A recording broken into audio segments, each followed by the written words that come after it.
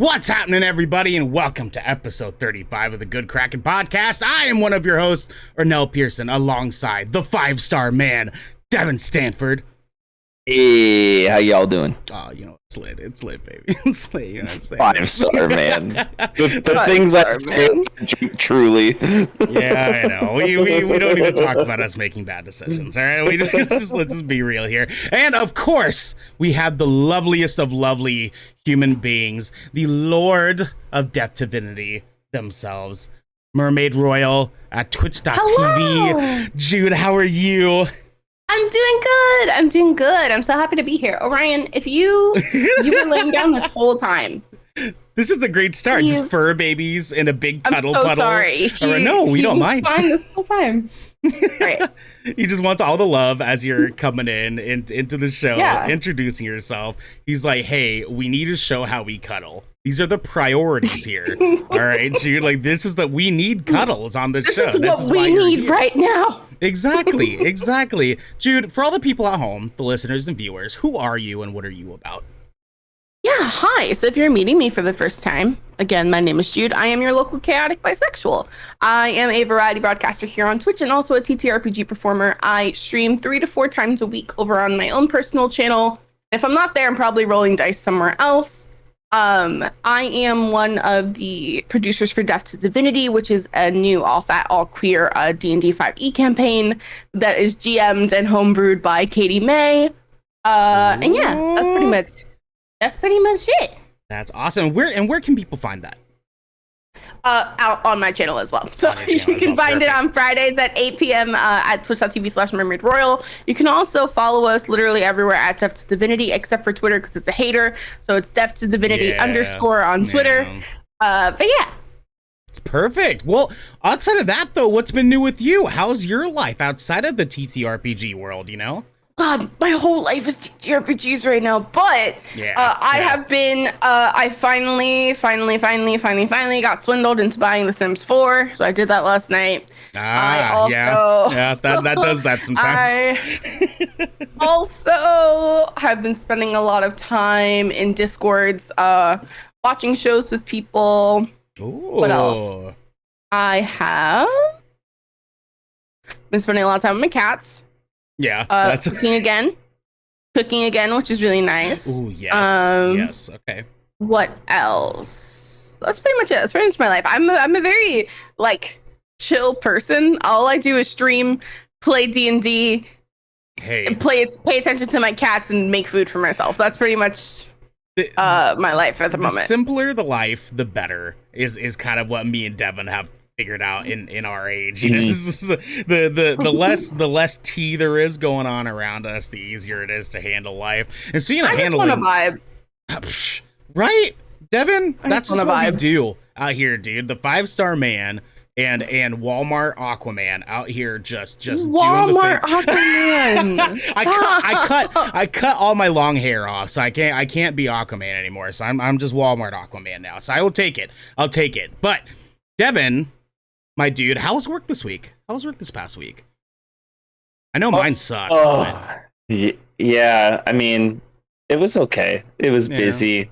I'm just glad that it's the weekend and I can vibe. You know what I mean? I know. I'm gonna be digging into it a little bit deeper later on, but I know you and I have been doing some Death's Door this week. It's been a fun week for some video game stuff and lots of movies. Ooh.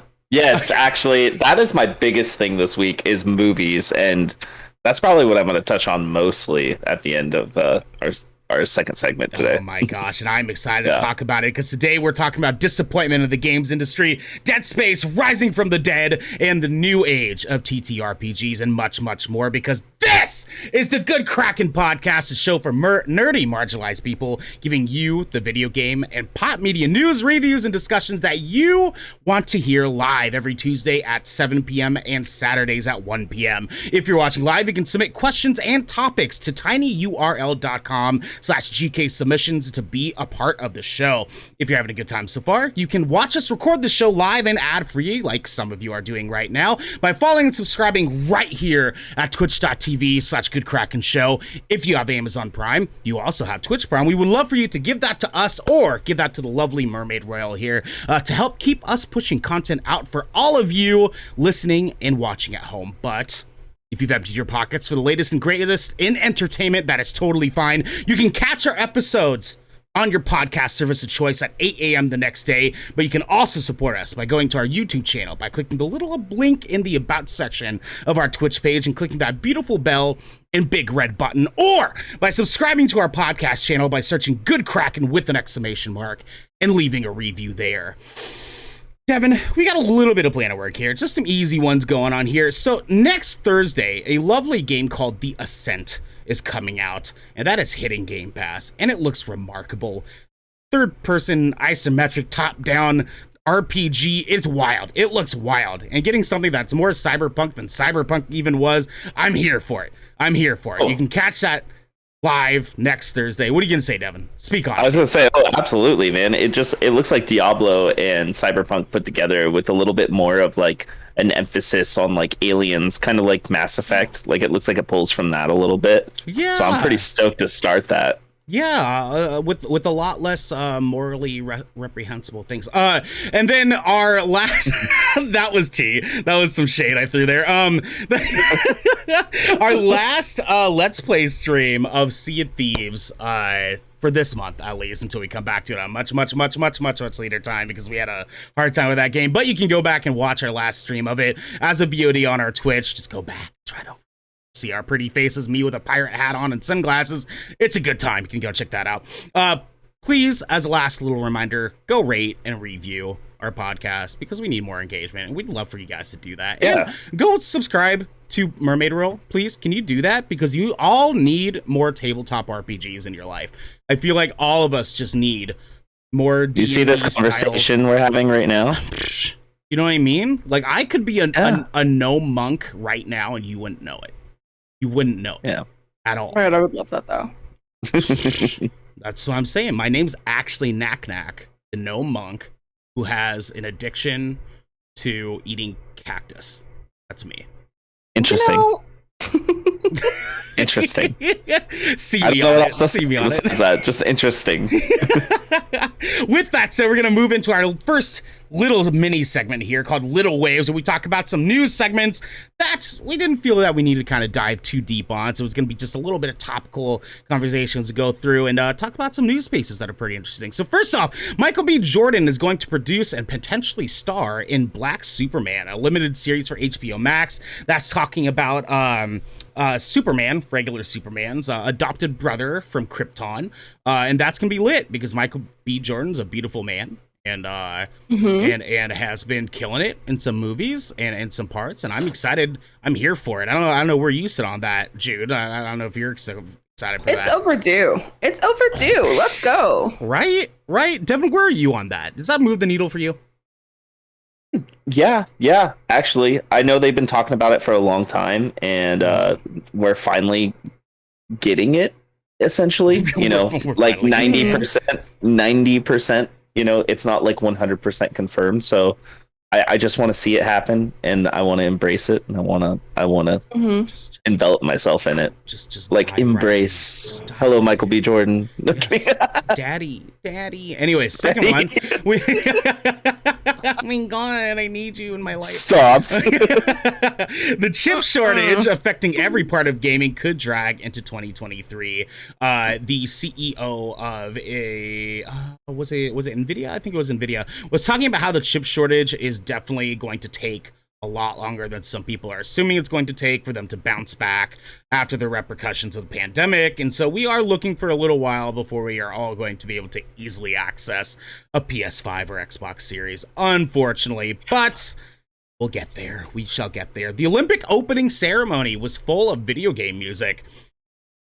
It was wild. I don't know if you guys watched it. Yeah. No. Yeah. So it was weirdly dystopian, because it was like one of the first ones I noticed was when Nier Automata's theme started playing out of nowhere, and I was like, this is oddly ironic for why what yeah, for an Olympics being based at the very kind of arguable tail end of a pandemic that has crushed a section of the world. Unfortunately, it's oddly dystopian reaction. I don't know where I was gonna, but they also played some Final Fantasy music, so I was pretty hype. I was pretty stoked about some Final Fantasy 7 cuts. That's how I feel. Oh yeah.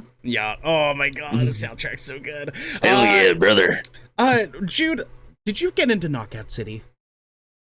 Okay, so Katie May keeps trying to get me to play Knockout City, so I have not played it yet. You have to. Do it. I feel like I'm just being bombarded from all directions, so I guess I have to play it now. Yeah, the cats are saying it too. That's come back to me in like a week, and I'll okay, let you know. All right, cool. I got you. That game pulled me in. Like really bad. We were like really bad. We were so addicted. It was awful. We were spending a good like 30 hours a week playing this game together. Like it was a lot. It was a lot. No, I got it on Switch, so when I lay in bed, I play it on Switch. Oh no, you got that's bad because we were bad when we were on our PCs, let alone having it handheld. Okay, we're gonna move to the next one because I'm concerned for you, Devin. Knockout City's next season, Fight at the Movies, gets started on the 27th. That's gonna be a damn good time. Me and Devin, you have to do that, dude. Couple days. You're gonna have to hop in. I know. It's gonna be a good time. You can probably I know Blizzbear loves it.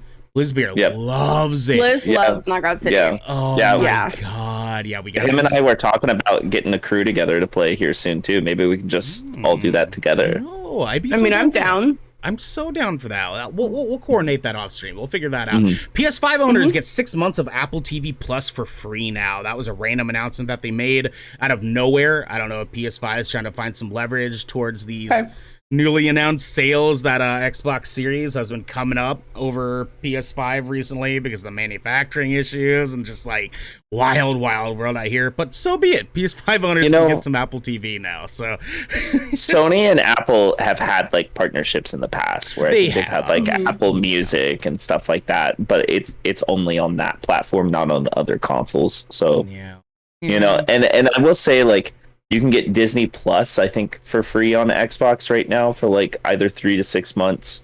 You can also get Spotify for free for 3 months right now if you have Xbox Live. Yeah, so, all things I probably would have paid for anyways. But exactly. And then our last little wave here, and this one I'm so hype on. Jordan Peele's next movie is called Nope.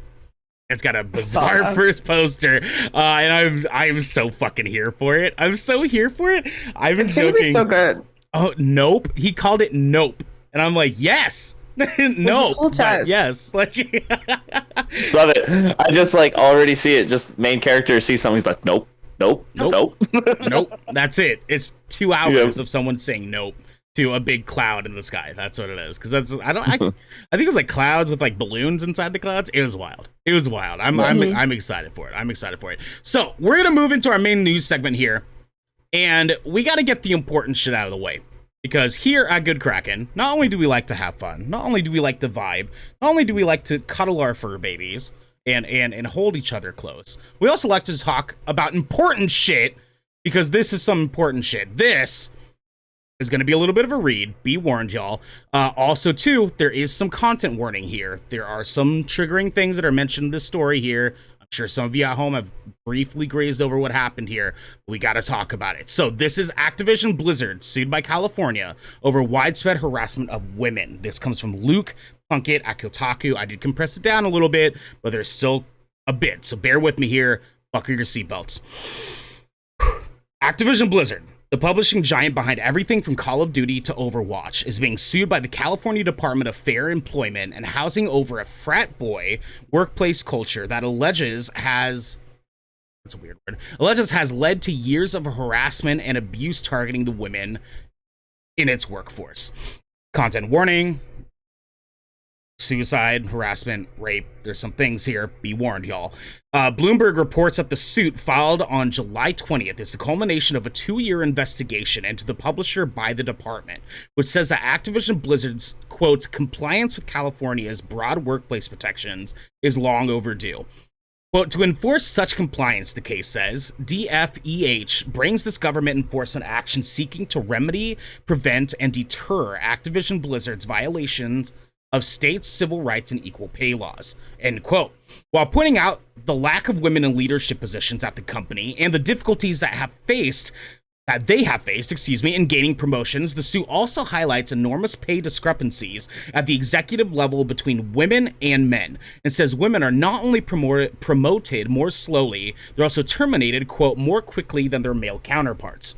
The company's frat boy workplace culture is also mentioned as a, quote, breeding ground for harassment and discrimination against women. Some of the examples provided include, in the office, women are subjected to cube crawls, big quotes there, in which male employees drink copious amounts of alcohol as they crawl their way through various cubicles in the office and often engage in inappropriate behavior toward female employees.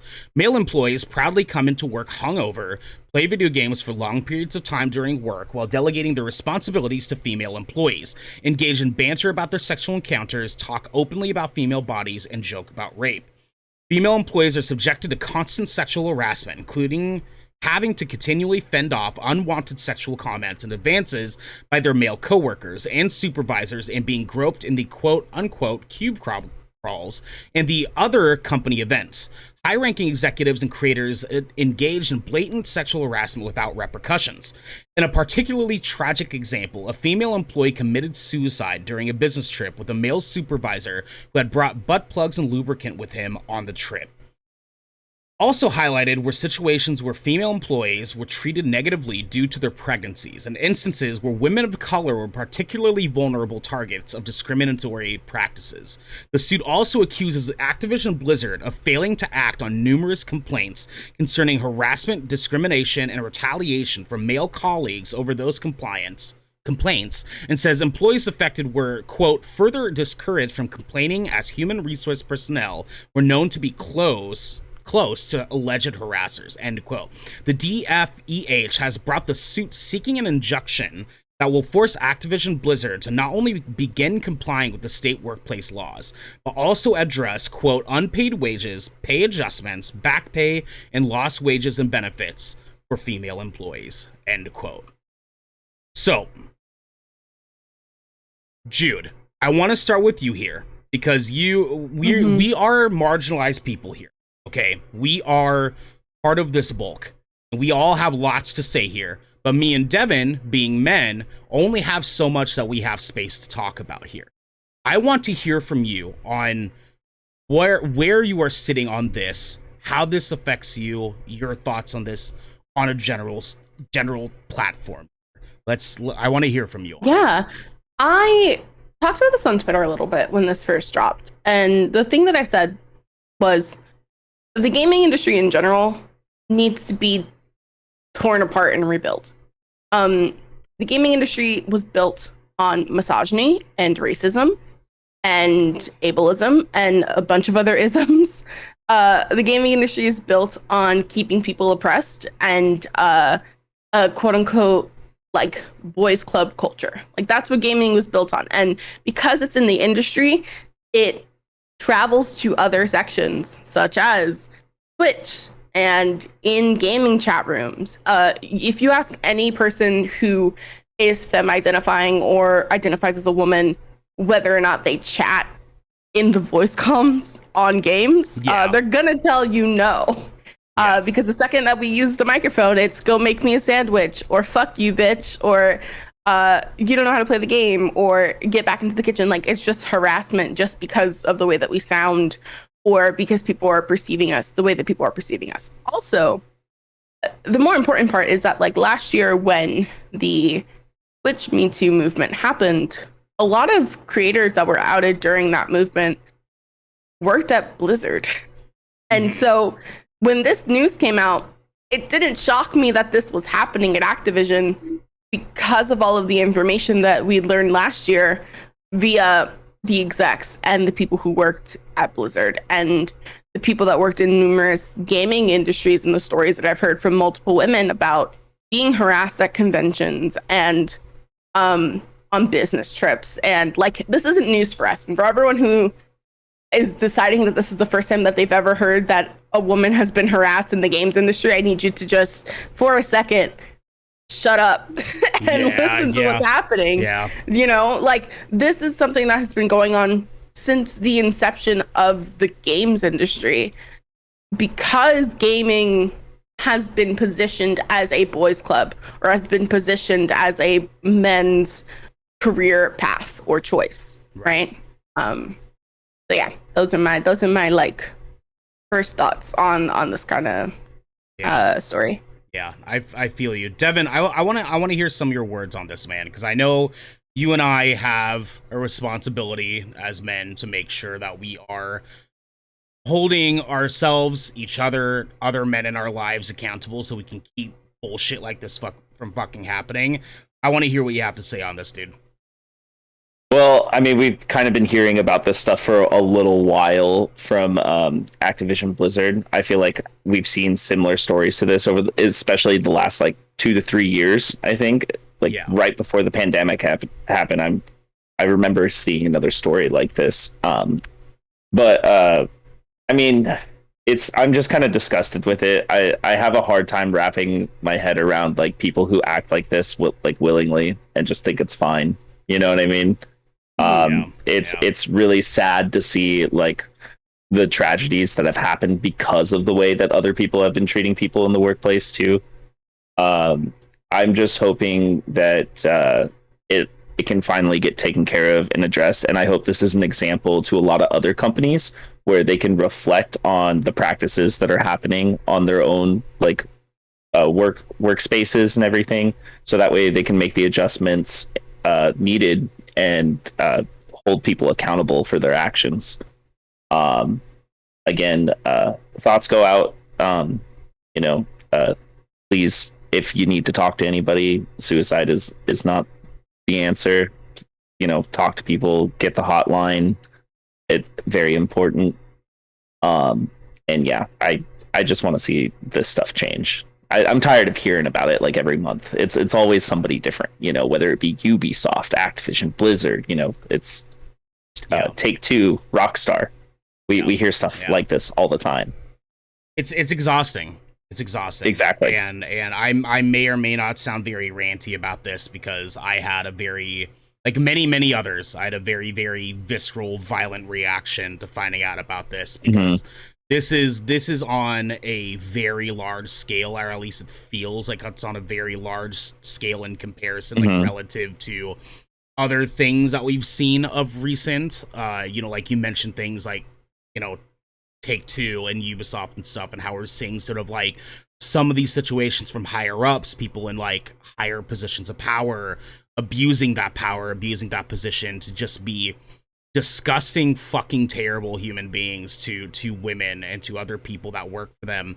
And then we see this, where it is seemingly a culture that they are just breeding there, where they allow all of the men in their building, in their offices, in their studios to just run rampant and not hold each other accountable, not speak up, not do anything to keep this shit from happening, when this is, like Jude said, this is not new. Nothing about this is fucking new. Like, this has been happening. It just so happens that this is probably bad enough that enough things have happened now that eventually someone was going to investigate it. But unfortunately, and I know that there's a lot of people that have talked about this after this had come out, if you think that this is not common, you are sorely mistaken.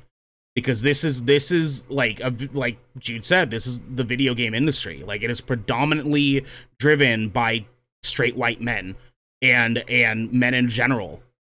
And that means, like, you are gonna have a lot of really shitty fucking dudes. And unfortunately, that also means some of these really shitty dudes are gonna be in positions of power, and they're gonna allow their shitty dude friends that they employed to do really shitty dude things, like drink and crawl underneath people's desks like a fucking creep. It's gross, and it like upsets me so much, because it's like, me and Devin, like, we talk all the time about how just exhausting it must be to be a woman in entertainment, to be a woman in video game like development, to be femme passing in any of these environments. So like there's so many dynamics here that are just so disgusting and upsetting that I'm just like so just exhausted for women in the game industry. Like I'm wondering when the come up is gonna happen. Like I so badly just like want every single fucking dude in Activision to just get fired.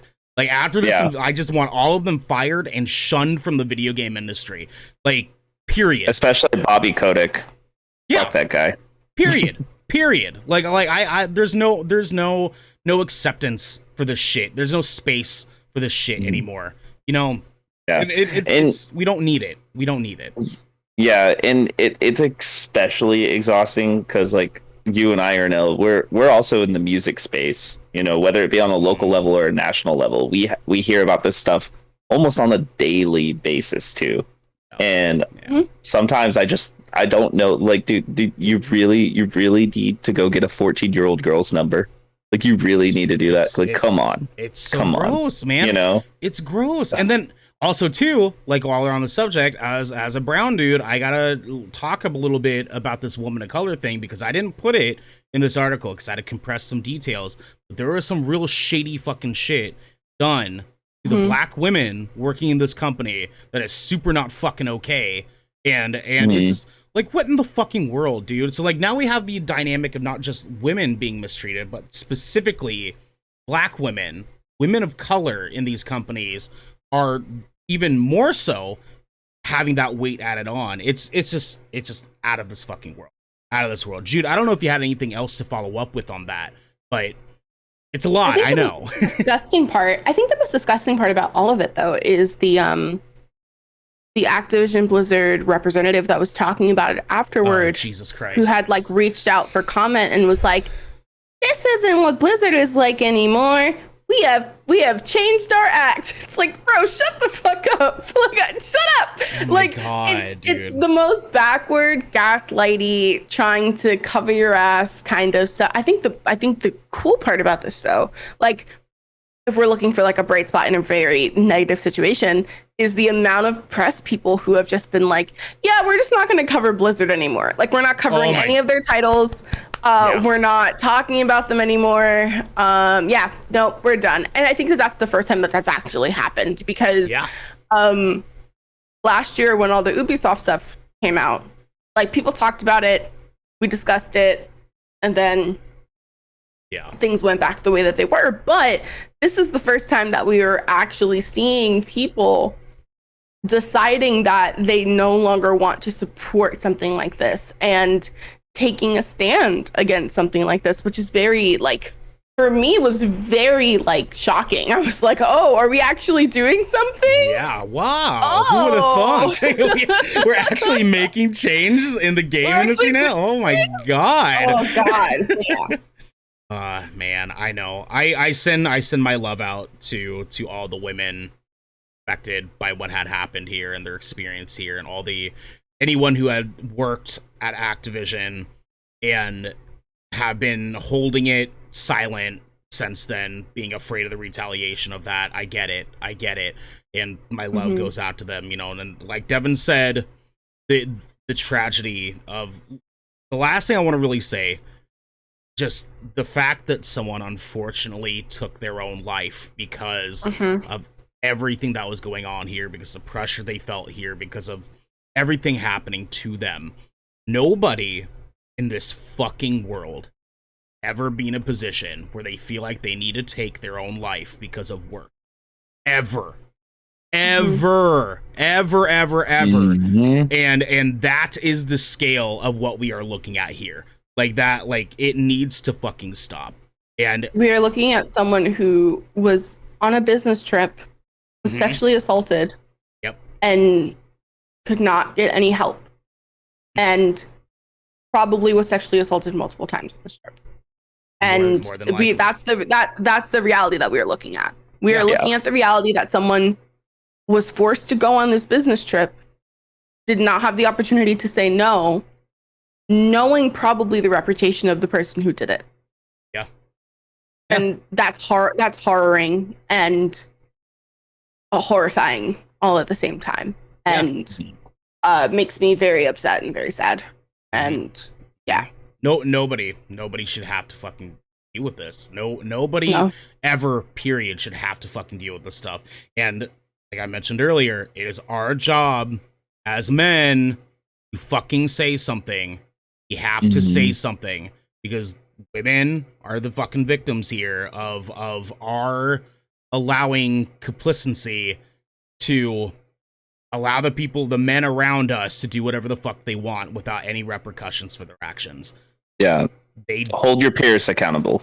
Yes. Also, not after the fact, during the fact. Yes. Yeah. Do not come up to me after. Do not come up to me after and be like, wow, I saw what Jeremy did. That was really fucked up. Then why the fuck didn't you say anything? Why didn't you say anything? And I think that the other, oh God, here we go. Here's the soapbox. Go off. Speak on it. I was talking to some friends the other day. We were in a group chat and we were talking about the experiences that we'd had at cons.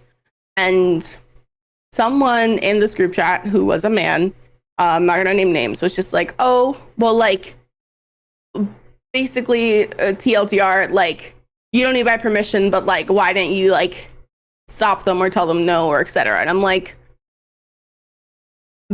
my friend is a woman who was by herself at a convention. Yeah. Who was followed by a man who was taller than her and bigger than her. Yeah. It's not enough for us to just say no.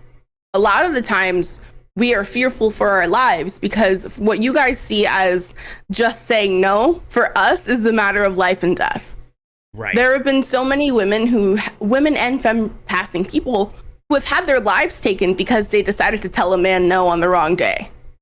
It is much, much deeper than just quote unquote standing up for yourself. And so if you are in a position of privilege as a man, it is your job and responsibility to step in. That's your job. Yeah. So yeah. 1,000 times over. A fucking 1,000 times over. And any dude that wants to question it can hit me and Devin up. I will Devin, my new name. Devin, this 5-star man. We will shit all over you fucking assholes. I swear to God. I'm so over it at this point. I'm so over it. Now, we've covered that. We've talked about the important stuff. I think now we can dive into some fun. I think we've made our point with being assholes. Don't be a fucking asshole. Devin, say it. Yeah, don't be a fucking asshole, or I'm coming for you. Thank you. Thank you, Devin. Okay. We will actually shit in your pillowcases. I will straight up poop. I will defecate in your pillowcase. I will light a bag of dog shit on your front porch and run away and laugh. Yeah. Yeah, straight up. I will poop in your in your bed like a cat. I will just do it mercilessly. That is who I am. God, what the heck? Can you imagine my thick, juicy brown ass just squatting over someone's bed? Why are you doing this? I feel like I've done this a lot recently. Sitting in people's beds. Jesus Christ!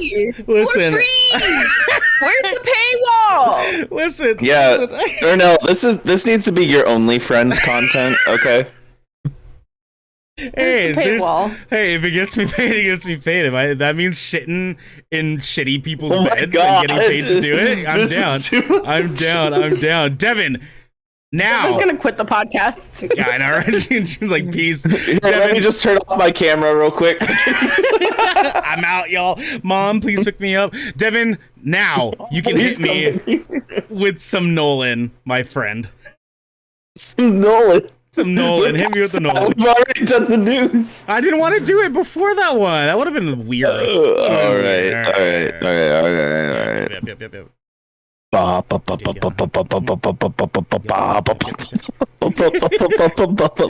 Just say that. I can't. There we go. All right, that works. You didn't hear it. It's on the Twitch stream. You've already been too wild. I know. I'm sorry. I've got an energy today. You know what I mean? I've got an energy today. It's a interesting energy. It's because I've been sad all week, so I'm trying to make myself not sad. You know? Listen to some pop punk, man. Eat some pizza. Listen to pop punk. I ate some cheesecake the other day and it didn't taste good. It was the first time I've been burned by cheesecake in my life, and I'm upset about it. Like how in what fucking universe do we live in that cheesecake tastes bad? Ever. Apparently yours. I have a TikTok to send you after this. Oh yes, I'm so fucking down. There's a TikTok of this. So, you know what? I'll just send you the TikTok after. Just hit me with it. Just hit me with it. And I'm just gonna hit you with it because I watched it so many times and I still don't understand it. Yes, so, I love it. Speaking of bad cheesecake and me needing to call my mom to go home, Dead Space is getting a remake. Hit him with it, Devin. Hit him with it. This comes from Michael McWhirter, and he's over at Polygon. So Dead Space is back. I love this game series. Let's go.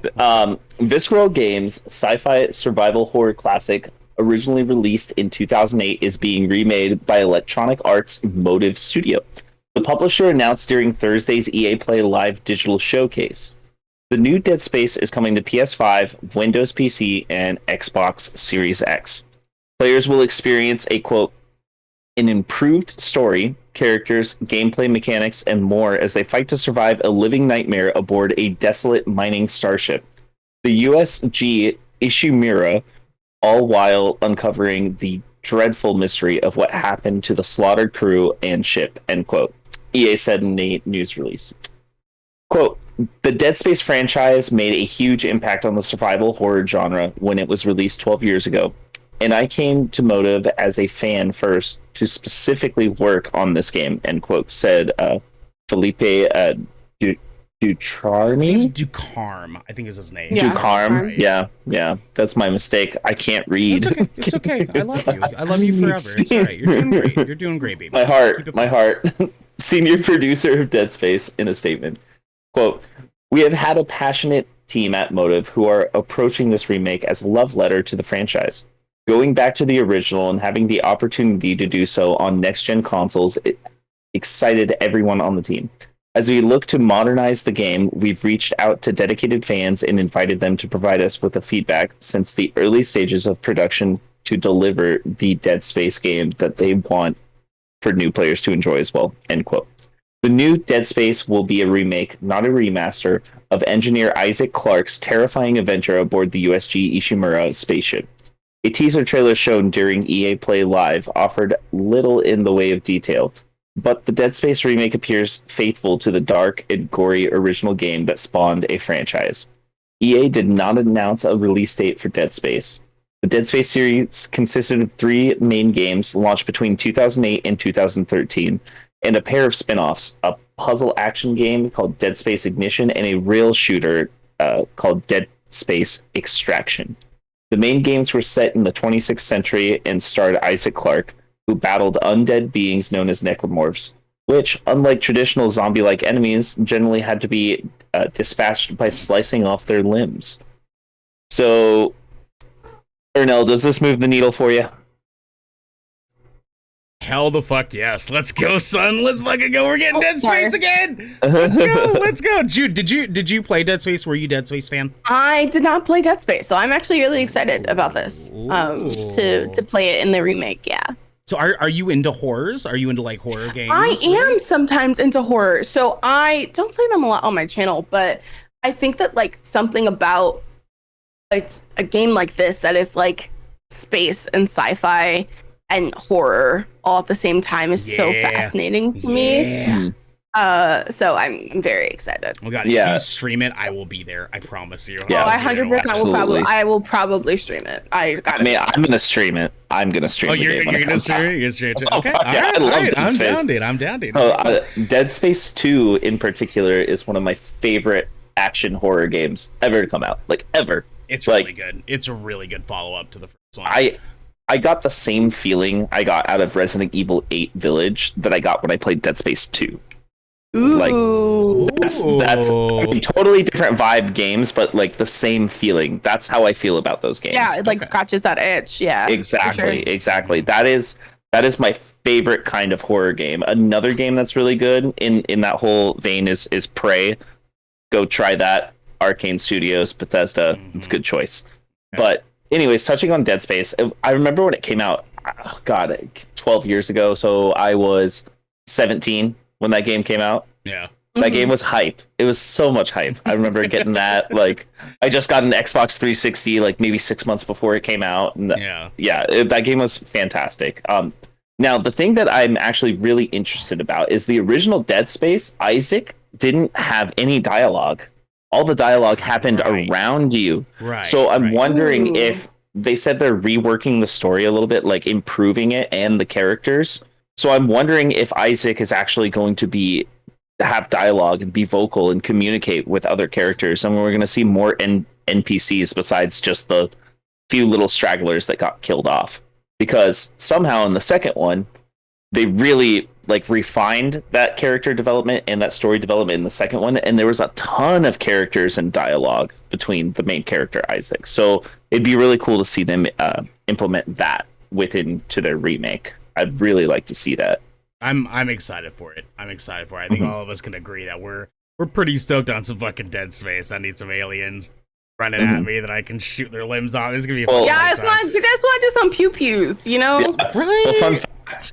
One of the next songs I'm dropping has noises from necromorphs in it. Dude, yeah, like we actually sampled it. I know. I'm excited for you to release that. So now I might hold on to it and try to release it around this game. I know, dude. I know. And then you're gonna have to release it, hopefully on Netflix one day, because Netflix's subscriber base is growing, but not in North America. This comes actually from the entire IGN staff. It reads like this: Netflix's subscriber base is growing, but not in America. In fact, its subscriber base is in North America dropped by almost 500,000 in the second quarter of 2021, with the streaming giant blames on the ongoing COVID-19 pandemic. News. What'd you say? I said that's not it. That's not it. I have so many thoughts about this, and that's not it. That's damn right. Thanks for following it, Louis XL. You're the best. Louis! Oh, you know Louis. Yeah, Louis one of the mermaids. Oh, yes. Oh, hell yeah. Awesome. Welcome. We love you so much. Thanks for coming in. This news comes by way of The Hollywood Reporter, which reports that Netflix topped its expectations for the second quarter after raising its subscriber count by 1.5 million. This brings its total subscriber base to 209 million. However, despite that growth, which was largely shouldered by a net of more than 1 million new subscribers in the Asian Pacific region, the company saw its North American subscriber base drop by 400,000. In terms of revenue, the company delivered $7.3 billion in the second quarter, up from the $7.16 billion in the first quarter. In the most respects, the news is positive. It's okay. What happened? The kitty tail. I love it. The fur babies. Can you lay down, please? Thank you. Stop embarrassing me. What would this show be without chaos? You know what I mean, Devin? You know what I mean? My God. This is the energy. They're like, it's not enough. It wouldn't be a good Kraken show. What was that, Jude? They're like, there wasn't enough chaos. Ryan wanted to add some flavor. Yes, it's perfect. That's why you belong here. As for why North America's subscriber base has dropped and why the company has struggled in 2021 versus previous years in history, Netflix says COVID-19 is to blame. It really boils down to COVID, frankly, Netflix CFO Spencer Newman said on a company earnings call. For us, at a minimum, it creates some short-term choppiness in the business trends. Netflix is expecting 3.5 million net subscriber adds in the third quarter of 2021. This represents a shift in subscriber count expectations from the company that has aimed higher in years past. This modest expectation of 3.5 million likely stems from the company's first quarter, which saw it add just 4 million subscribers despite forecasting 6 million. Netflix reportedly add 15.8 million subscribers in the same quarter in 2020. Quote, we had those 10 years that were smooth as silk, and we are just a little bit wobbly right now, end quote, said Netflix co-CEO Reed Hastings, said on the call. There's a lot of numbers here, Jesus fuck. Jude, spill yo motherfucking tea. What do you think it actually is? I don't know. If I was Netflix, I would stop making original series and then canceling them. I thought I would stop making original series and then randomly canceling them for no other reason than they just felt like it and they wanted to get marginalized people's dollars and then felt like they could just be tossed aside for shows that aren't as good. We just saw that with King Jonathan Majors, unfortunately. Some fucking tea there. God. I don't know, Netflix, stop canceling your shows. It's a thought. Stop it. we need these good shows. They're legitimately good shows. They're canceling good shows for no fucking reason. It's painful. Sense8. I'm still mad about a lot of shows, actually. But I'm mad about Santa Clarita Diet. I'm mad about a lot of shows. I'm mad about a lot of shows. Yeah, there's a lot. Devin, what do you think? What do you think, my friend? I think it's exactly that. I honestly, that and the fact of they've had some weird, creepy content over the last year as well. I forgot the name of that. Do you remember that little movie that was like about girls like twerking or something like that? Like little girls twerking? Oh, that was a thing. Yeah. It was. So, if I'm remembering correctly, it wasn't about that. But the advertising between Netflix Europe and Netflix US was very vastly different. Right. And it was creepy. It was very creepy in the US version of it. Yeah. But that wasn't what the actual movie was about, if I'm remembering correctly. I don't know off the top of my head, but I think it was something with the advertising that like fucked it up. Yeah. Oh, Louis in the chat says Cuties. Was it Cuties? Yeah, I think it was Cuties. Okay. Yeah. I remember seeing the trailer and being like, huh, hard pass for me. I'm out of there. Yeah. So Devin, what do you think it is? Like, you think solidly it's canceling shows, or I think it's a mixture of that, and I think it's also a mixture of, now we have like Disney Plus, which is really prominent. We also have HBO Max, which is really prominent. Hulu's been coming out with a lot more content. I mean, everybody has a streaming service now. There's Peacock, there's Hulu, HBO, Apple TV, like all that stuff. And I will say this, most of the content on Disney Plus or HBO Max is a lot better than the content that's on Netflix right now. Granted, Netflix has some banging shows. Like, I love Sweet Tooth. I love all the Gundam stuff they've been getting. You know what I mean? Yeah. But, and like, Gunpowder Milkshake was really good, you know? But, like, let's just be honest. Other streaming platforms have more content and better content. Like, HBO's getting movies day one, you know? Yeah. Netflix isn't. You kind of have to weigh it. Netflix needs to find a way to keep that good content roll out on their platform, because if they don't, and they keep canceling everything, like Jude said, all those people are going to start going to the other places where it's getting consistent streaming content. Yeah, because the other thing about the shows being canceled is what's happening is those shows are then being picked up by other networks and other places. Yep. Right? Yep. And so the fan base that was there for that show is moving to the other platform, to those other places. Yeah. So Netflix got to get it figured out. They got to stop canceling good shows. They got to start giving us more content at a better rate, you know, because I mean, even you and I were just also the price keeps increasing. Yeah. In a pandemic, in a panna cotta. Yeah. Hello? Mm-hmm. Yep. It's anyways. No, hey, people are unsubscribing because of the pandemic, not the fact that it's $16 now instead of $8 like it was 3 years ago. That may or I'm may gonna not go subscribe to Hulu and go get, for my $16, go get the package deal with Hulu, ESPN, and Disney Plus. Exactly.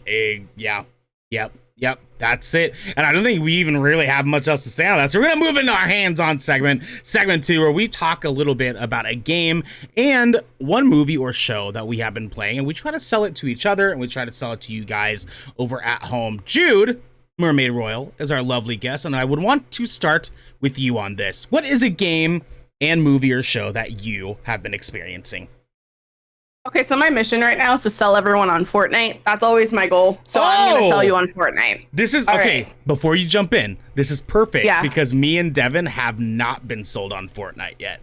So I'm going to sell you on Fortnite. All right, let's go. You're not. I'm going to sell you on Let's go. You're not going to. I'm going to sell you on Fortnite. I'm going to do it. I'm going to sell you on Fortnite. Okay, It's going to happen. let's go, Jude. First Let's of all, go. Fortnite is for the gays. If you don't believe me, I will walk you through my locker on Fortnite. Fortnite is for the gays. Okay. Secondly, you want to go pew pew with your friends and bully a bunch of 13-year-olds? Fortnite is the place to do it.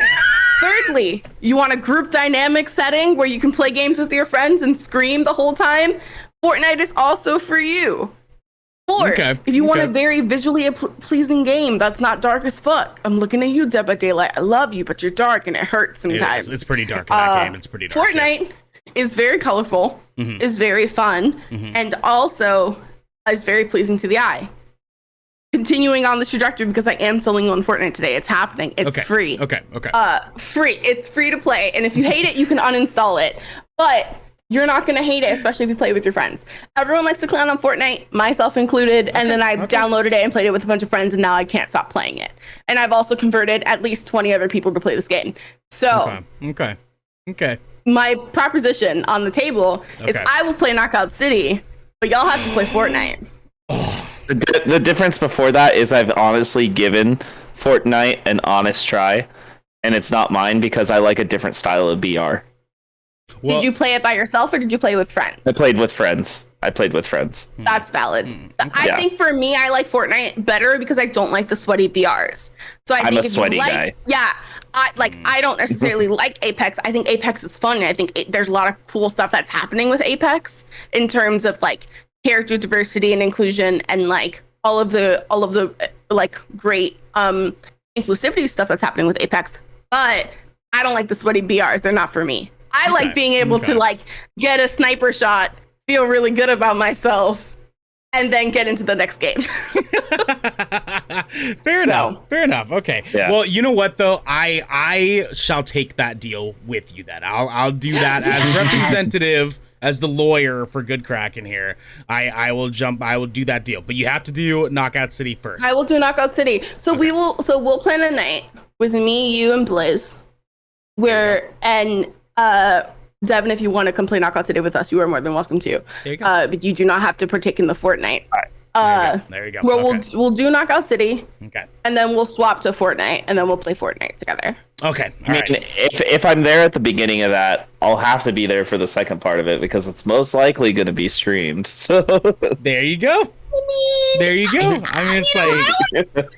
Arm, but like if you're gonna be there and the cameras are set up, and you might as well. No, so the only thing is like so when Fortnite came out. I'm tired of your excuses. No. I was just. It's not an excuse. I'm just saying I was like hardcore into PUBG, and they're so. When's the last time you played Fortnite? Is my question. Like 2 years. Probably like 6 or 7 months ago. Like I played and stuff like with the planes and everything and stuff, you know. Yeah. So I don't know. There's UFOs now. It's fucking cool. So we'll see. What have you been watching? Cash grab for Rick and Morty. Oh, sorry. I hate that. That's the thing that I'm most mad about this season is the fact that like in order for me to get the really cool Sloan cosmetics, I have to unlock all the Rick and Morty stuff, and I'm pissed about it. Oh god, that's fucking awful. I know. Nasty. Jude, what have you been watching? What have I been watching? Okay, so here's the thing. Okay. I watch a lot of Twitch. Okay, for sure. I also watch a lot of D&D content. Okay. So I've been watching Dungeons and Durags, which is an all-black D&D campaign happening over on I Need Diverse Games. So dope. So fun. I've been continuing my way through Dimension 20. I just finished my Some Murder. I'm now watching Pirates of Leviathan. I don't know. I watch a lot of Twitch. Like, I don't really watch a lot of like TV shows and stuff. I kind of want to get back into it, but like my attention span is disgusting. So I haven't been like, I don't watch any, like, I started watching anime with a friend of mine because they came over and watched it with me. Okay. You cannot trust me to watch things on my own because I'm not going to do it. If you're sitting with me on a Discord call, though, I will watch it with you. So we've been watching in Discord. We've been watching Misfits and Magic, which is a Kids on Brooms campaign over on Dimension 20. I've also been watching Exandria Unlimited, which is over on Critical Role. The new one, with Abria. Yes. Yeah. So I've been watching both of those because people have been watching them with me. So if you want me to watch things, you have to watch them with me. So last night we took a trip down memory lane and watched Shrek the Musical in the D2D Discord. That's what we did last night. That's a good choice. That's what we did last night after stream. We were like, because Katie was like, Sam, you have to watch this. And Sam was like, I really don't want to. And Katie was like, you're going to be off the show if you don't watch this. And we were like, all right, well, I guess we all have to watch this now. It did not age well, my friends. There are lots of jokes in that musical that did not age well. I'm not surprised. Not shocked at all. But like, there are lots of jokes in that show that did not age well. That's yeah. Yikes. Yeah, big yikes. Big yikes. Devin, what have you been playing and watching?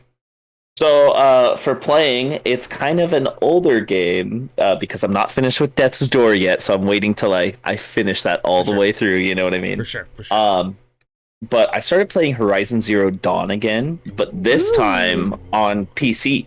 So I bought it on Steam, and guys, that game was always pretty, but this game is extremely beautiful on PC. Like the neon lighting, the water reflections, the graphics, the like face texturing is phenomenal.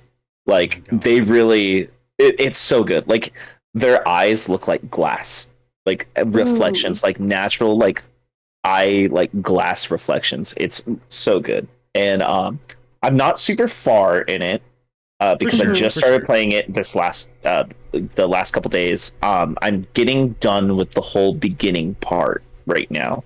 I'm getting up to the trial. You know what I mean?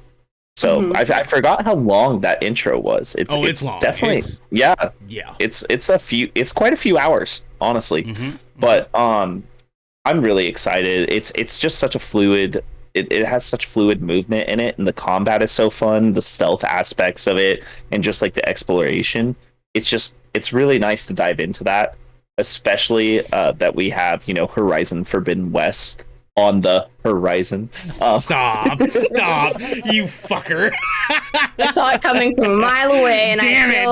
I should have known better. What have you been watching then? What I've been watching is I just watched this movie on Amazon Prime called Jolt. Oh, and Kate Beckinsale, mommy, mommy. It stars Kate Beckinsale. She was the star in the Underworld franchise movies as well. That movie is like fucked up and fun, and makes you go whoa, like quite a few times. For the listeners and viewers at home, to give us a brief, quick little like synopsis of what this movie's about. So this movie is about like anger suppression meets like Crank / John Wick.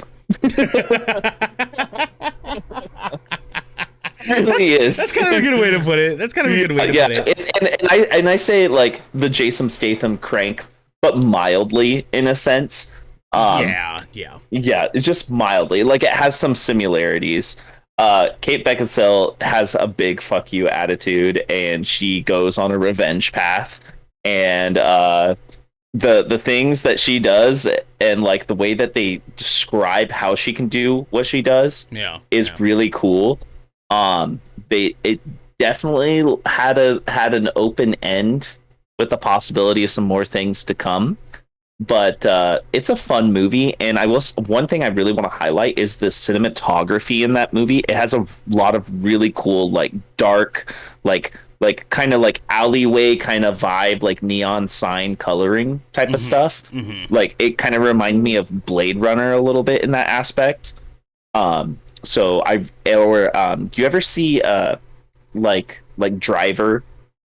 You ever seen the movie Driver? Yeah. It kind of had a little bit of that vibe too. That's a good comparison. I can see that. Yeah, for sure.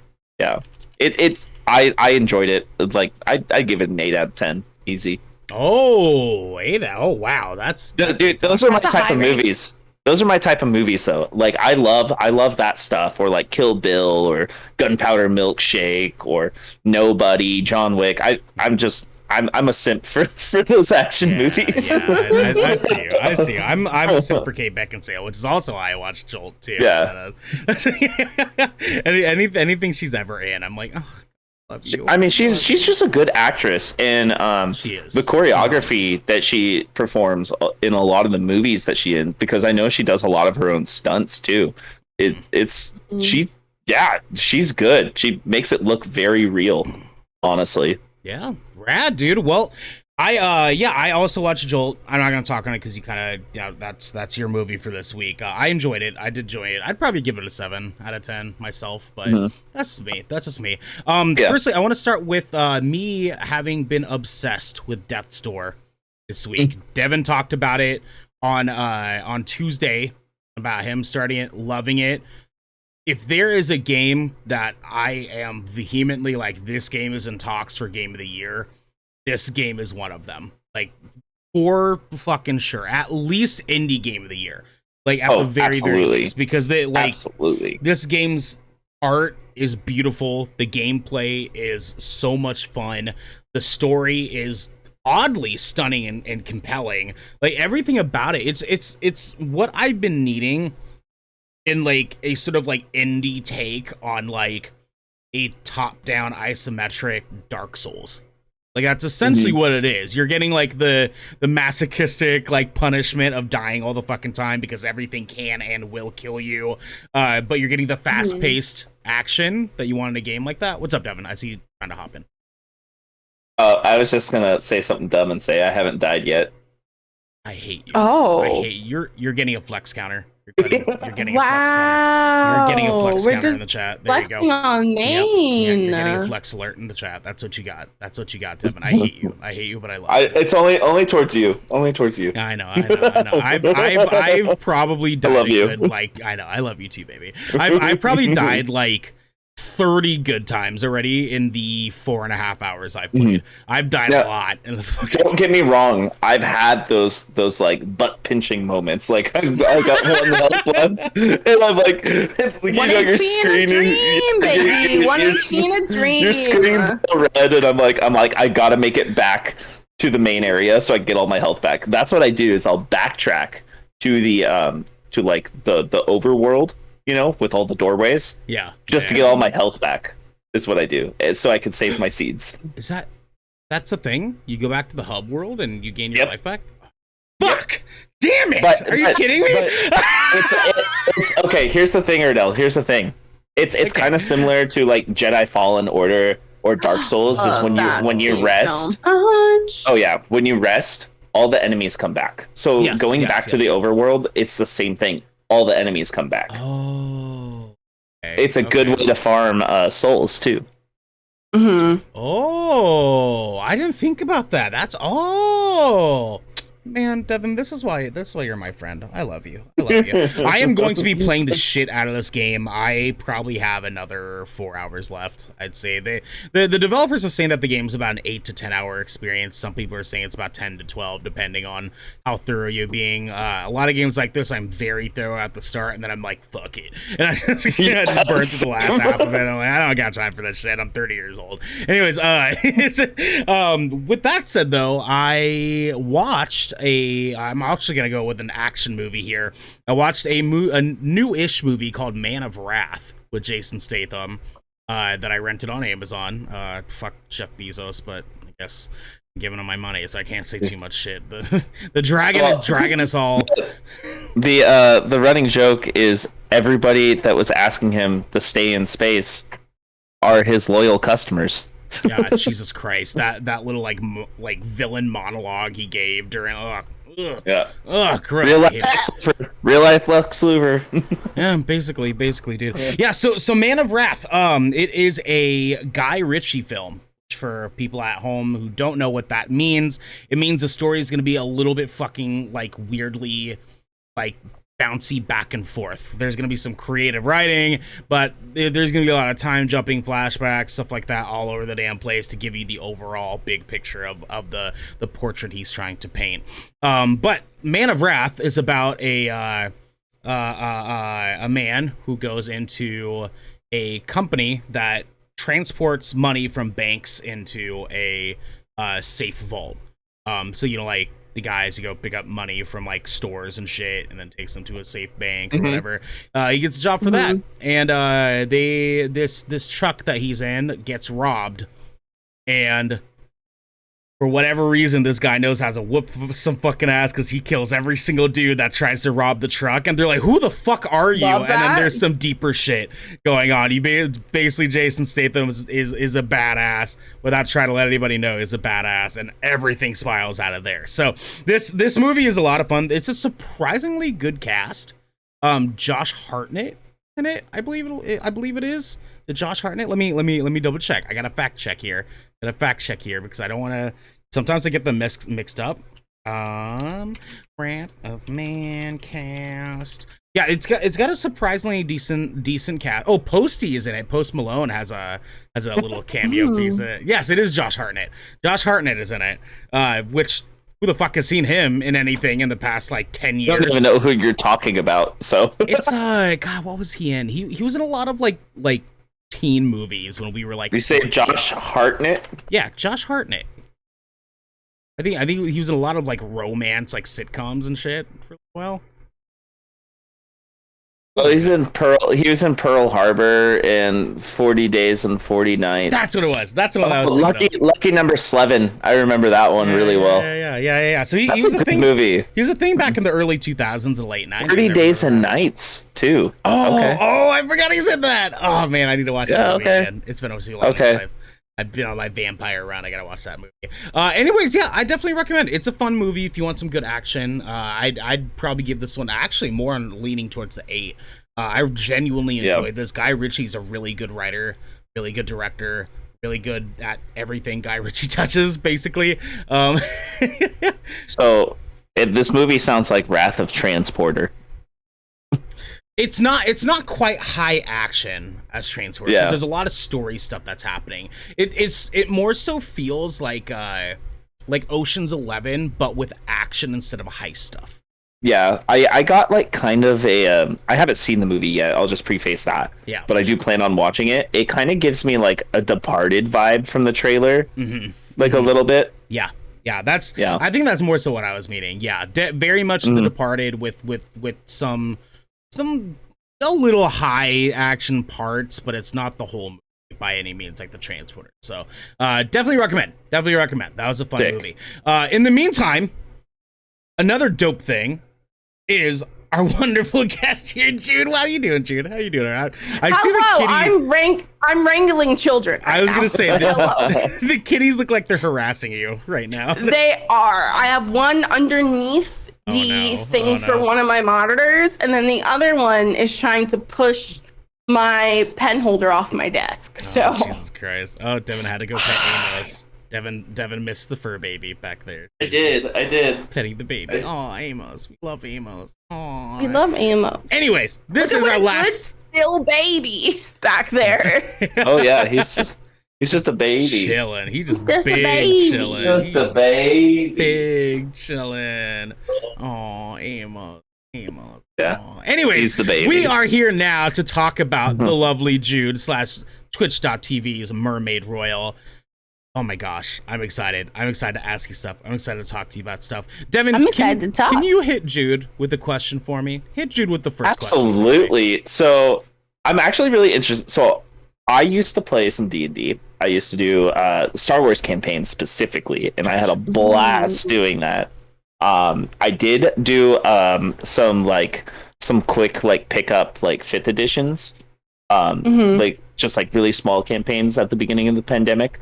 But what were the reasons that you started streaming, and when did you start doing TTRPGs? Like, I'm always curious to like know that. So I'm still a TTRPG baby. I only started doing D&D this past year, like in January, because From Dusk Till Dark came out around February, like end of January, beginning of February, and that was my first like D&D campaign, and I kind of just took to it like a fish to water. I was like, oh, this is fun. Because, like, for those who don't know, I have a bachelor's in acting. and like went to college for it, all that good stuff. And so D&D gave me all of the best parts of acting without all of the shitty parts of acting. Yes. And I was just like, oh, I get to like have fun and do things and play make believe. Yes, I want to do that. When did I start? Why did I start streaming? So I used to do. I'm sorry. I'm watching my cat trying to pull the power cord out of my Go XLR. Oh no, sir. Can you go do that somewhere else? Y'all are being so feral right now. I'm trying preferably not chewing on cords, right? Preferably, and if not chewing on cords, stop trying to pull them out of the Go XLR. You said that you're being so feral right now, and that is such a vibe. Like big retweets there. Oh, let's scruff the baby. Gotta scruff the baby. I had to scruff him. I'm sorry. He was okay. I get it. So far into the underneath one of my monitors that like there was no way else for me to get him out. I know that you're upset about that. I very rarely scruff you. I'm very sorry. Is he just sitting there just he's standing at my feet like looking for a way to get back up here. That's what's happening. Anyway. No. So Yep, of course. What is in your mouth? I'm so sorry, y'all. I'm so sorry, y'all. It's okay. It's okay. If I need to show y'all like the position that he's in, so that you can understand why I'm making the noises that I'll put it in in the media chat for y'all. That's totally fine. I'm dealing with right now. Oh my god, this is so funny. Are we wrestling right now? This is not the time. I'm so sorry. Oh, he's underneath your monitor stand. Oh no, that's bad. That's a bad spot. He's just like, I'm gonna sit right here and be annoying. Anyway, okay, so for those who don't know, I used to make content on YouTube. I used to do body positivity content on YouTube, and I did that for a long time. Okay. Until about 2019, when YouTube started to, after the adpocalypse, and right as YouTube started to turn into the alt-right, low key. And so I started getting harassed, and I was like, I don't want to do this anymore. I'm not having fun anymore. Yeah. I don't like who I'm becoming. I don't like any of this. So I was like, so at this time I was editing content for other people for money, being a video editor, and my laptop died. My laptop said no. And at that point, are we really wrestling right now? I wish y'all could see what I currently, hold on. I wish y'all could see what I currently see. He's like, it's so good. To saw. Oh wait, there's another cat. Yeah, they're both wrestling up here right now. Sorry if I fucked up the framing a little bit. It's okay. No, you're good. You're good. They're never this feral when I'm in a podcast. I don't know what is in the water today. And then the other one is just taking chunks of hair out of the other one. Oh, oh no. They're just being the most feral right now. Hello, children. Oh my god. Anyway, so around 2019, my laptop died. And I was like, well, I'm going to buy a PC for me to edit on, because the reason why my laptop died was because I was doing such intensive editing work that it fried my LCD monitor, basically. And I paid $700 to get it fixed. And then a few months later, it was like, so about that money you paid to Apple, bestie, your laptop still sucks. So I was like, I'm just going to get a PC. And when I decided that, I was like, well, if I'm going to get a PC, we're going to try streaming. And if we don't like it, then we won't do it. But we're going to try it. And then I did it and fell in love with it. And then that was the end of that. Of course. Now you mentioned that you sort of like migrated away from YouTube because of the shitty shitheads, shitty poop people. I'm going to poop on their beds people. Yeah. God, of course you'd call back to that. Full circle. Now, obviously, that's not the only place I'm sure that you've ran into trolls and assholes.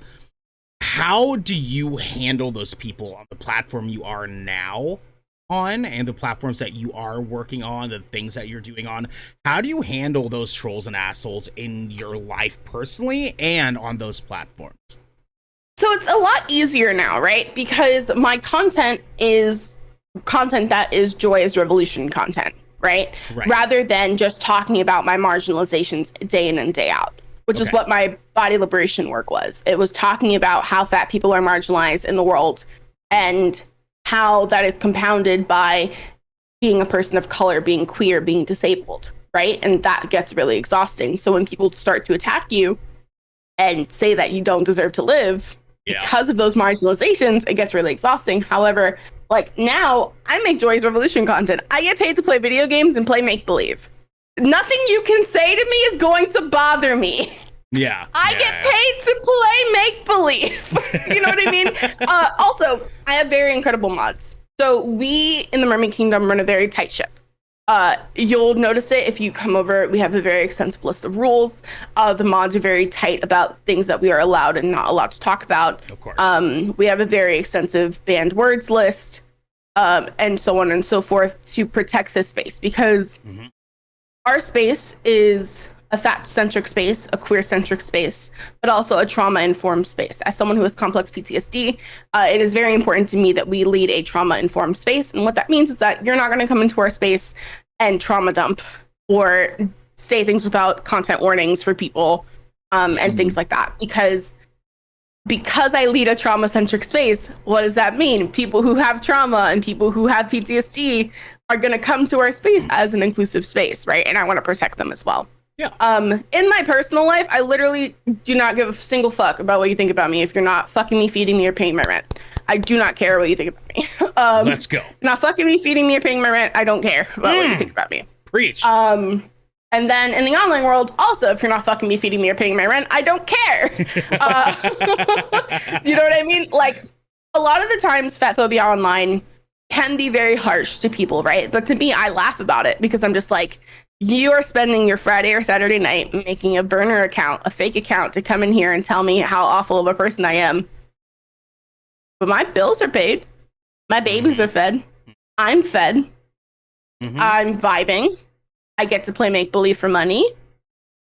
We're good. Sounds tight. Like, I'm not pressed. You know what I mean? Like, you are far more pressed about my existence than I am about your existence at this very point in time. And that's something for you to evaluate.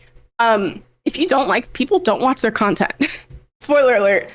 If you do not like someone, do not watch their content because it helps their metrics.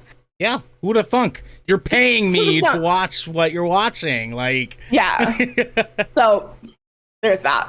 Okay. The other thing too is that, like, something that you learn very early on when you're making content is that, like, if you're making people mad, it means you're doing something right? So people are upset about me taking up space in the world as a femme of color who also happens to be fat, who also happens to be loud, right? People are upset about that because their belief is that fat people should shrink themselves, not take up enough space, be quiet, be docile, be submissive, right? Because I don't fit neatly into any of those boxes. People get angry because they don't understand.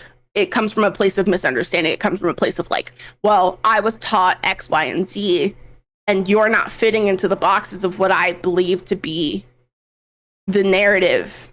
So I'm angry about that. Yeah.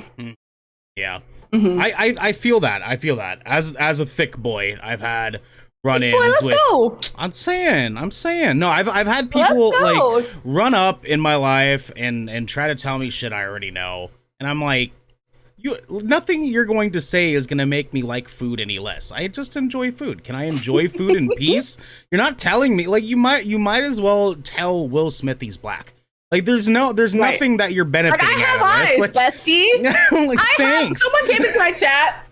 A few weeks ago. I was like, "You're fat," and I'm like, "Bestie, you have eyes. I'm so proud of you." Oh, great, like, lovely. I think that, like, for me personally too, is that, like, I've gone on a very extensive journey with my body liberation process because I had to, right? Yeah. As a femme presenting person in the entertainment industry, you are scrutinized for your looks from day one, right? So it was very important for me to get comfortable with myself because I needed to.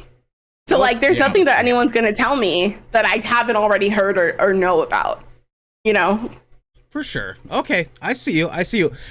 Devin, hit Jude with another question. Oh, Let's absolutely. go. Give me the question. So, kind of doing a callback on the very first subject we talked about, in a sense. What are some moves you want to see some companies in the gaming and content creation industry make to highlight inclusivity, especially for marginalized groups as a whole, and especially for the LGBTQIA2 plus community? Like, what do you want to see them do different moving forward, especially with everything that we've been hearing lately? Ubisoft, Activision, Blizzard, Rockstar. Like, what do you want? I want companies to stop only highlighting us during Pride Month. And I say this because I notice as we've been in July, there aren't as many activations with queer creators. And I've noticed it. People in my circles have also noticed it. We notice that when there's a drop, right? Mm-hmm. We notice when you only call on us during our specific diversity inclusion months. Do you know what I mean? Yep. You have to work harder, right? I think that someone who actually did this really well in terms of inclusivity was NZXT. I think NZXT, when I worked with them last month, we talked about how to include queer creators more than just during Pride Month. And so now I think that they are working on how to do that moving forward, right? And I think that companies that understand that when we ask for that, we're not dragging you. We are just saying, hey, that we exist outside of just June, right? But it's why last December, I created Pride December, which is a month-long event that showcases queer creators and queer games where we raise money for a charity. Last year, we raised money for the LGBTQ Freedom Fund. And we did that all December because Pride is not only in June. And so I think that a really important thing is that not only highlighting us not only in June, but also putting us in positions of power. I think that a lot of times, companies think, oh, we are just going to highlight this creator and then that's it, but then not have any queer people in their ranks at all, which hurts us, because when these people are creating campaigns and missions and sponsorships, they're not thinking about how this impacts us because they don't have the actual lens or knowledge. That is beautiful, first off. Secondly, we fucking need it so bad. We need it so bad because things like what happened at Activision and Blizzard would have a far less chance of happening if they actually hired diverse groups of people. You would fucking think that would be a common sense fucking... Whatever. I don't even want to rant. I feel you though. I'm nodding because I agree, and we see it all the time, right? We see it all the time because, when we're talking about oversights that happen, right? For example, we'll use this example: the Versagear controversy that happened earlier this week with them posting that meme. Had we had a femme presenting person in power over there on the socials, would have shut it that down. Wouldn't have been posted. Yeah. But that wasn't the first time that they'd ever posted something like that. Nope. There were receipts coming up for other misogynistic things that they had tweeted, right? And if you had someone in a position of power who was femme presenting or who identifies as a woman, et cetera, who could have been hey, don't post that, they wouldn't have found themselves in hot water, Yeah. So there's that. Yeah. No, I feel it. We absolutely need it. Now, with that said too, though, so you looking at the companies like wanting them to get that diversity there, is that something you would want for you in your career? Are there bigger picture goals for you in your career, or even more so with Depth to Divinity for you? Because I know that's a big project for you. I want to hear what you have planned in your future for these things. So I have actually gotten the opportunity to come in as a consulting role for several companies already. So I would love to continue that work. I think that work is so fun and so needed.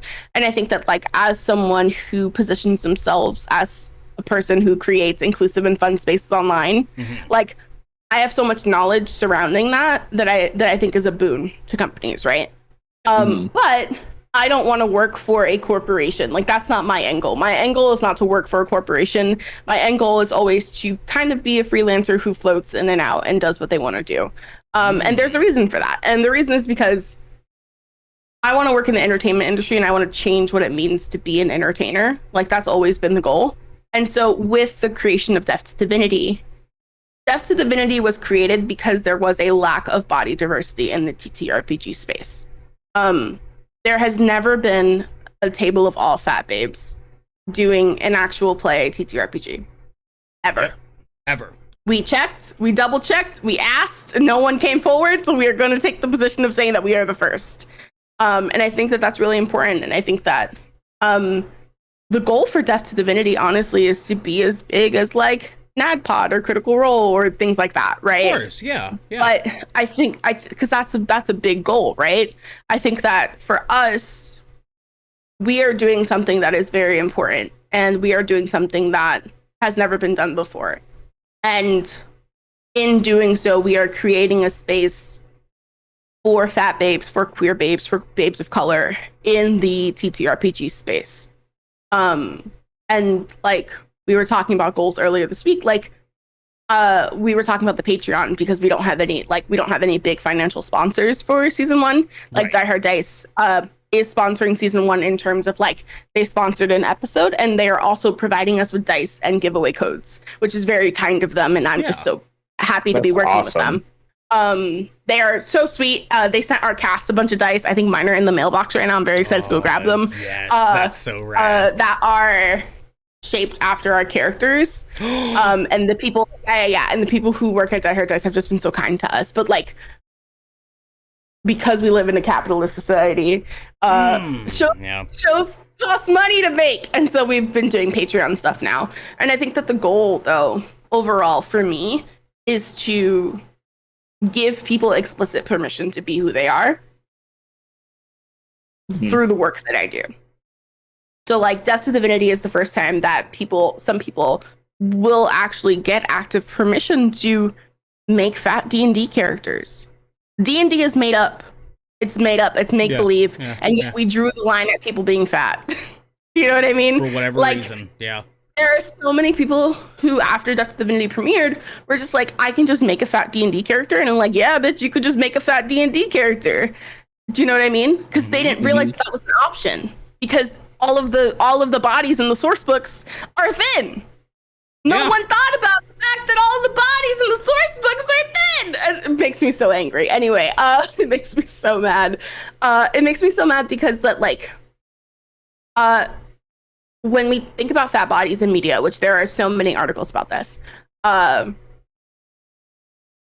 you often see fat people as the villains, as undesirable, as the sidekick, as the mom or the spinster or the crone.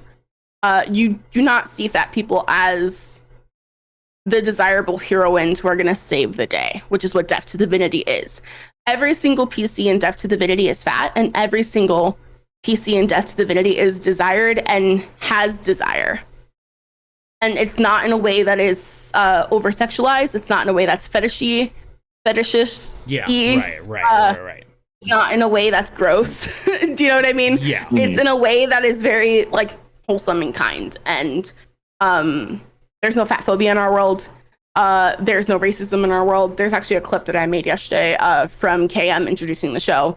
But we as a group decided that all of the real world oppressions of racism and transphobia and homophobia and fat phobia do not exist in our world. And it's not to say that, like, we live in a utopia. There are just other oppressions that we would like to discuss that don't have to deal with that kind of stuff. And so we get to talk about religious oppression, which is very fun, and we get to talk about other kinds of oppression, because D2D is set in a floating city called Kirthus, and is ruled by a royal family called the Asaroth family, and a part of that royal family, like a subsection of that, is the royal Arcanon, which is the religious faction of Kirthus. And so the Arcanon is broken into 4 houses that are based off tarot because we're all queer. So it's the cups, the pentacles, the swords, and the wands. For sure. Okay. And they all deal with different factions. So like some deal with magic, some deal with war, some deal with like healing, astronomy. Like it's very cool. But anyway, Depths of Divinity is really important to me personally. It's my first TTRPG that I've ever actually produced from the ground up. It's my baby. It was a dream of mine to have a table of all fat babes sitting around and telling stories and being able to be the heroes. And it's just so important to me. I love Depths of Divinity so much, and I'm very excited for us to like continue to go on this journey together. I'm excited to see it, dude. Yeah. Seriously, Yeah. I didn't get a chance to watch the first episode. I was working for like most of that day. It's still up. That VOD is up. Those collections are up. I watched that tonight. Then Yeah. because I'm big hype on it. Devin, pop another question off. Oh, absolutely. So this one specifically is for people like me, who's just, dumb, regular, cis, white dude, for the most part. Kind of. What? kind of. Yeah. I got a bit of native in me. But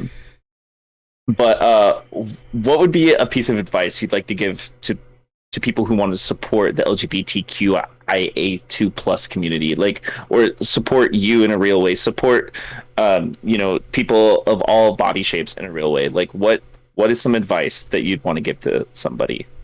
I think if we're talking about there are two ways to do this. So we'll do the non-monetary ways first. The non-monetary ways to support marginalized creators, whether they're queer, whether they're fat, whether they're people of color, etc.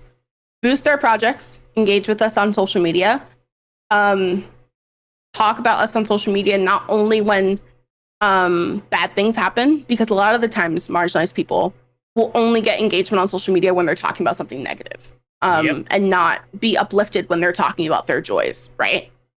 So supporting their projects, supporting their joy, supporting their Twitch streams, coming and saying hi, bringing friends to them, etc., etc.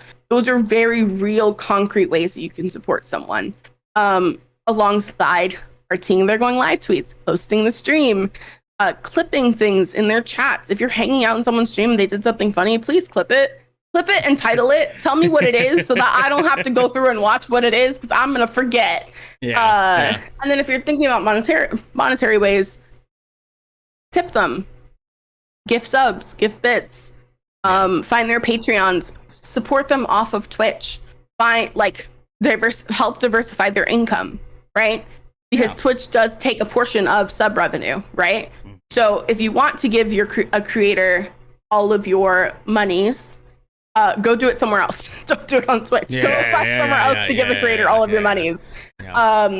But monetary support is not the only support. It is a valuable way of supporting a creator, and it's needed, especially for those of us who are full-time or are part-time but want to go full-time.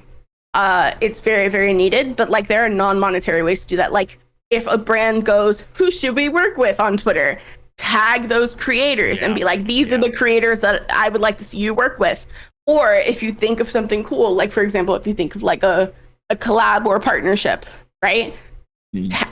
Make that tweet. I'm later gonna tweet, hey, I want to see an Angry Orchard and Blizzbeer partnership because I do. Because Blizzbeer deserves it. Yes, he does. You know what I mean? So finding those ways to also support and uplift those creators, because you never know who's gonna see it. Twitter is so weird in terms of showing people content that you never know who's gonna see it. Unfortunately. And it fucking drives me Unfortunately. insane. Honestly, it drives me fucking insane. It's wild. I'm I would just like the people who follow me to see my content. That's what I'm asking for. Looking at you, TikTok, would really like the people that follow me to see my content instead of just 10 people. But whatever, it's fine. I'm saying, dude, I've got one last interview question here for you, okay? And this is a question that we ask all of our guests that we have on the show. What is one thing, specifically, has to be one thing, and I want you to think on it, that you think is vastly and commonly overlooked when it comes to being LGBTQIA2+, being fat, being positive in the worlds that you're trying to be positive in your communities, that you want everyone to know, that they need to know?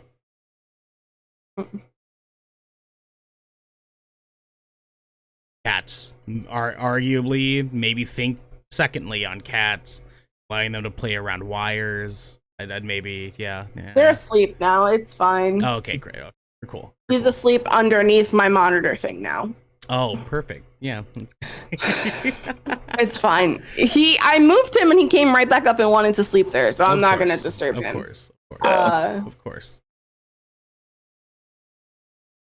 I know. I think that one thing that's really overlooked is that, like, your labels are for you. Like, you use labels in order to communicate with other people and talk to other people, right? And to find something that is common with other people. But more importantly, your labels are for you. And so if you are not comfortable with a label, if you would like to change your label, if you would like to experiment, you are more than welcome to experiment, because it's for you before it is for anyone else. And I think that a lot of people especially young queer people, get caught up in the idea of like having to know exactly what they are at this very moment in time, and I'm never going to change my perception. But like, as someone who has changed their pronouns multiple times now and has finally kind of settled on they them, like, you are going to be a very different person as you go through your queer journey, because being queer allows you to explore. Being queer is the permission of exploration. Like, being queer, saying that you are queer is literally just the invitation. It's just the beginning. And so your labels are for you. And if anyone wants to question you on your labels, you can go kick them into the sun, because it's not for them. Let's fucking go. They're not for them. It's not for them. And anyone wants to press you on your labels, you can slide into my DMs. Bring them to me, because I will also kick them into the sun for you. Hell yeah. Dude, where can people find you? You can find me everywhere at MermaidRoyal except Instagram, but I don't really use Instagram all that much. On Instagram, I'm still at Mermaid Queen Jude. If you want to go look at some photos of my cats. But everywhere else, I'm at MermaidRoyal. You can find me streaming on Twitch 3 to 4 times a week, either TTRPGs or playing some games. And if I'm not there, I'm probably rolling dice somewhere else. Specifically, on Mondays, rolling dice on the twitch.tv/D&D channel at 4 p.m. EST. And on Tuesdays, rolling dice over at twitch.tv/Vanna at 3 p.m. EST with our Rime of the Frost Maiden campaign, which it comes back the 27th this Tuesday. I'm very excited. I'm very excited. And yeah, that's where you can find me. Perfect. Oh yeah. We are excited to see everything that you're going to be doing, Jude, with you, with Death to Divinity. All of it is going to be fucking wonderful, and I'm super excited. I'm super proud of you, by the way. You've been killing it. Thank you. You've been killing the game for a while. I'm fucking stoked for you. I know. Now we gotta get the kitties straightened out, because the kitties they're wild. So They're wild out here, and we're wild too, because this has been the Good Kraken Podcast, a show for nerdy, marginalized peoples, giving you the video game and pop media news, reviews, and discussions that you wanted to hear, live every Tuesday at 7 p.m. and Saturday at 1 p.m. right here on twitch.tv/GoodKrakenShow. If you enjoyed the show, you can support us by subscribing below, going to our YouTube channel by clicking the link in the About section of our Twitch channel and clicking that bell and big red button, or by subscribing to our podcast channel by searching Good Kraken with an exclamation mark and leaving a review there. But until next time, my friends, be good to each other.